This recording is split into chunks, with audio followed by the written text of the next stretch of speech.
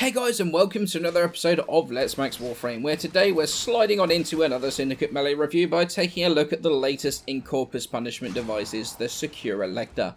The original Lecta was one of the more forgotten whips, to be honest, always outshone by others like the Atarax. So what's up with the Syndicate one? Well, it can be bought from the Merchants Guild of the Parent Sequence by rising to their top rank and spending 125,000 standing.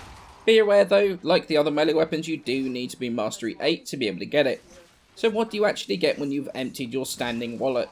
Well, you get a whip with a pretty decent base damage of 75 pure electric, making it come in at the highest base damage of all of the whips. And with it being pure electric, it really combines well into some great combos. Radiation or corrosive, for example. Supplemental stats, they're not the greatest, 5% critical chance and 150% critical damage multiplier. It's not really good enough for a conventional crit build.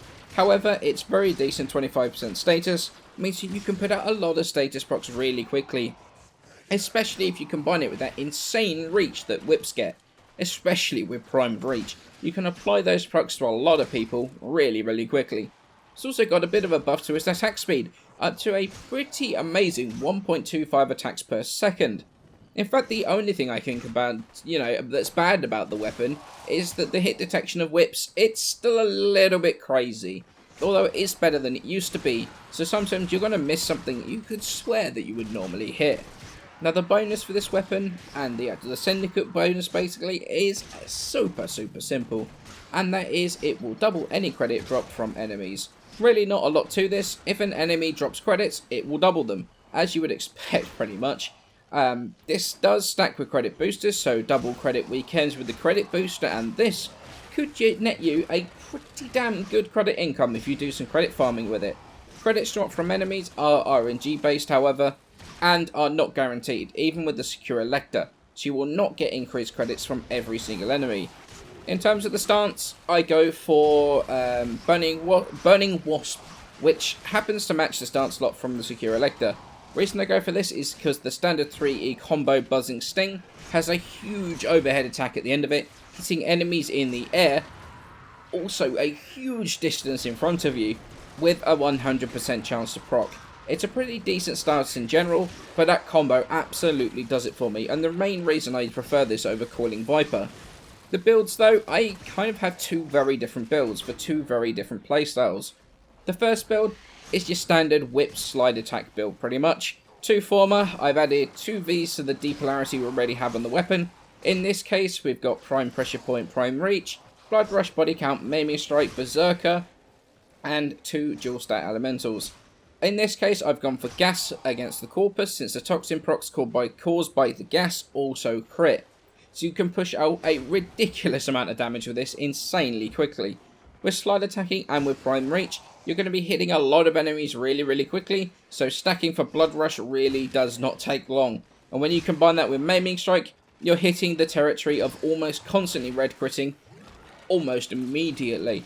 The second build though, it's more of a support focus build, going for procs on procs, Prime Pressure Point, Prime Fury, Prime Reach, Weeping Wounds to increase status chance when the combo counter goes up, Body Count to keep the counter up, and then 3 dual stat elemental mods.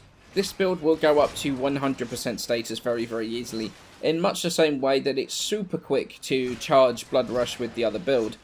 This build will do everything you want. Radial viral procs, radial radiation procs, corrosive procs. You can be... there's so many choices in terms of how you want to use it. It's not going to do the same damage as the other build, however. This can be more team-oriented if you want to, and if you want to try and support your team. Now, I know you're wondering why I left the depolarity on there, purely in case I decide for going for Life Strike for whatever reason. It's there just in case. But to be honest, you could probably just former it straight off the weapon, since it's only there as a personal preference thing for my own, for my own playstyle, really. So do I like the Secura Lecta and recommend getting it? The answer is, it's twofold, but yes, I do like the weapon. The weapon's actually really good on its own. It does a ton of damage with that critical build with Blood Rush, or it absolutely pumps out the status procs with the Weeping Wounds build. The weapon itself it's really solid, and a ton of fun to clear entire rooms that are absolutely, the insane range on it. Clearing an entire room, it is so much fun. The Syndicate buff, though, that's definitely a letdown. Credits aren't even a guaranteed drop from enemies, and it's not even that much to begin with. I see a lot of enemies that drop something like 22 credits, so that will be 44 with the Lecta. Woo, I'm rich now. I wish that if it was going to stick to its corpus roots with the credits, it should guarantee the drop and then double it. I can't see that being too powerful in the grand scheme of things. And it wouldn't make the Syndicate buff completely useless 50% of the time. As a Syndicate weapon, and compared to the others, the Secura Lecta definitely got the short straw here. The buff really needs to be rethought or buffed, because it just simply isn't that useful, and many of the higher mastery players, myself for example, I have 60 million credits. I don't need more credits. It's a passive that for me is completely useless. It doesn't aid or add to gameplay in any way whatsoever, and it isn't even an interesting mechanic. It's the literal definition of a passive. The Boltus relies on slides for its Syndicate ability. The Sidon relies on blocking. Dark Dagger relies on radiation procs for shield. This, you just spam E like you would on literally anything else. Nothing has changed with the Secura Lecta as a melee weapon, and you could even easily forget that it's a Syndicate weapon entirely, because it's completely lost its proc. I've been singing the praises of weapons for their individuality and their interesting mechanics, but the Secura Lecta, it quite frankly just falls way short of the mark here, which is a shame because the weapon itself, like I say, is actually pretty damn good, and I would still recommend getting it if you're a fan of whips, even though the Atarax is still the undisputed king of the whips. If you like whips, I'd say it's worth getting, but like I said with the Reactor Dark Dagger, if you don't like whips at all, this introduces nothing revolutionary to try and convince you to go back and try it again, at least not for now. Only got a couple more Syndicate melee weapons to work our way through now. We've got the Sanctity Magister and the Synoid Heliocore coming up. Both of those are going to come up in the next few days.